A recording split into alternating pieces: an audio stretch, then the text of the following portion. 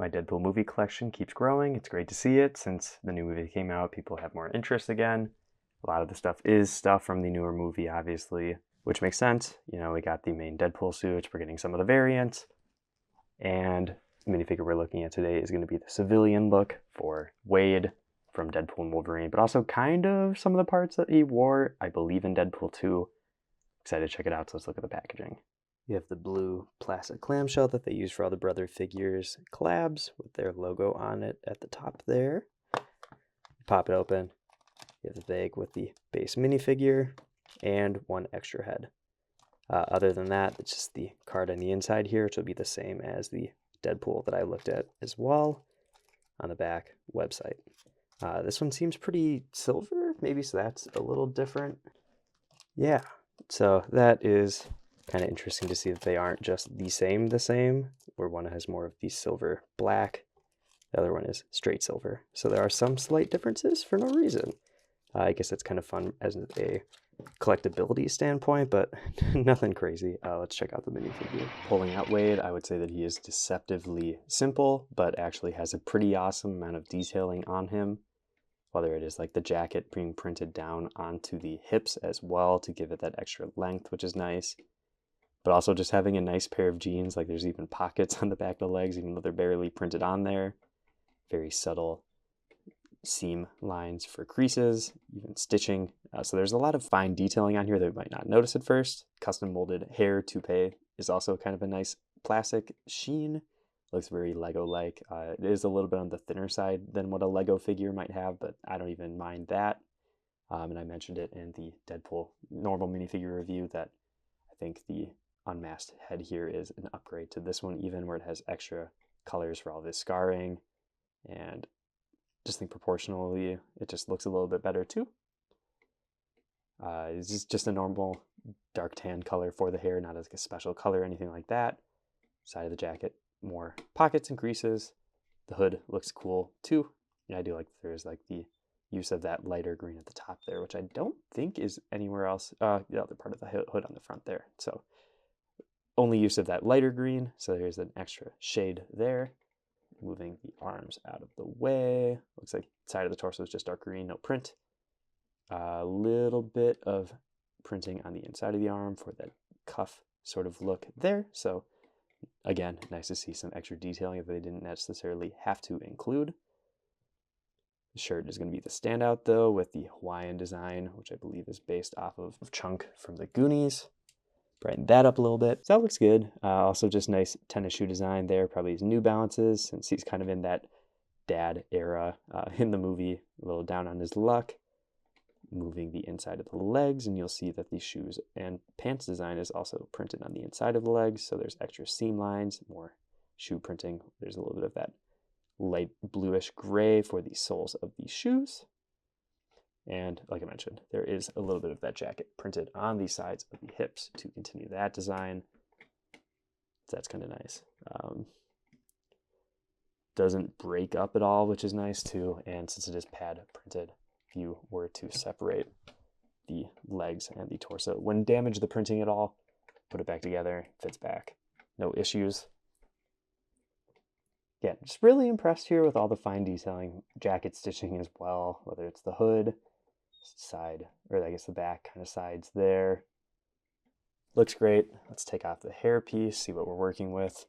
On the back, you can see there's a little bit of the staple damage for when he gets it ripped off in the TVA. Like, I believe maybe some blood, mostly just hair on the back there. And you can see there's like that kind of purplish look, but also the more dark tanny bits for the scar shading. So there are 3 different colors, maybe just 2, but lots of different colors and shapes coming together to create that detailing on the head, which I think looks great, like I mentioned.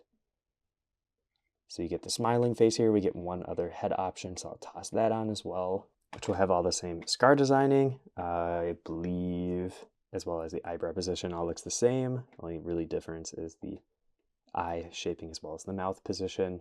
This one's the more teary-eyed look.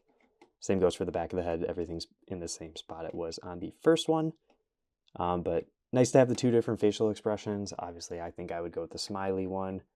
But here it is with the hairpiece on as well. So good to have options, like I said, for pictures, whatever you would want to do with it. Let's show all of the unmasked heads I have off in the collection together. And this is again where I'll say the Jocko one is just worse. Don't like that one. I think the three of the Phoenix ones fit together pretty well. Like I said, some of the squiggles and stuff where the scarring is in different spots. So it's not going to be like a perfect match with the old one to the new ones, but I think that's fine. And then you got the three different expressions for him that are all pretty compatible. Back of the head is going to be pretty consistent between all of the Deadpool and Wolverine ones. Obviously, this one wouldn't have the staples on it since he didn't really wear a wig in the first movie or the second movie. But good to have options, very fun, and I'll toss on Smiley one onto the suit as well. And while it is a bummer that the normal Deadpool suit didn't come with an unmasked head, I can get why they wouldn't want to include it since it has all the different colors and everything. It would add to the cost, and if they knew they were going to make the base Wade Wilson minifigure, might as well just include it there, and you can switch between the different minifigures, the different parts. So I get that. Great head, fits well, has great accuracy, I feel like, to the source material, and it's just going to add a little bit of extra fun and flavor to your collection if you get this minifigure too. So let's go to some comparisons and the final verdict. While not as anticipated as the suited up Deadpool minifigure, the civilian Wade from Deadpool and Wolverine was also a great figure to have come out this year. And I think it delivers on what you'd want. It's not going to be like a crazy detailed minifigure or anything, which is perfectly fine. You know, it's just some clothes. Everything with great design work, though, and the print definitely seems nice, where it wraps around, you know, on the legs, or even just like the different jacket pocket detailing works very well. It's nice to have the two unmasked heads, which I mentioned in the suited version, that it was kind of a bummer to miss out on those, but two expressions on this one. Hairpiece, also nice, where it has that nice shine to the plastic, actually, which is pretty accurate to what Lego would do. So it's nice to see it be a little bit more accurate on the plastic color-wise or sheen-wise. This will fit in again if you have the Deadpool 1, Deadpool 2 suit that they made with that face. It is kind of nice that the detailing is very different, which I kind of showed off. So you have basically three different unmasked Phoenix versions for like unmasked heads. And if you got the Jocko one, you have another one there too, but Phoenix did it way better. The best unmasked Wade Wilson head I've seen, honestly, in the custom market for sure. And I need Peter at this point. That would have been kind of fun to do a 2-pack of two of them, or really, again, any more of the Deadpool 2 characters. I'm excited to get Colossus from Brick Studios. I don't know if I'm going to get the Phoenix one at this point because just don't really gel with it. I think design-wise it's not as good as I would want it to be. But again, stand-up minifigure here. Same goes for this one. So if you get the two of those, I think it's a nice little pairing to start a Deadpool movie collection if you haven't already. But let me know, out of all these Deadpool minifigures, do you have a favorite so far of the either Deadpool 1 suits or the Deadpool and Wolverine suits? Let me know in the comments. If you want to see more custom Lego Deadpool and Wolverine or just Deadpool custom Lego minifigure reviews, check out all the content on my channel. I have been Brick Radiop, and I will see you in the next video.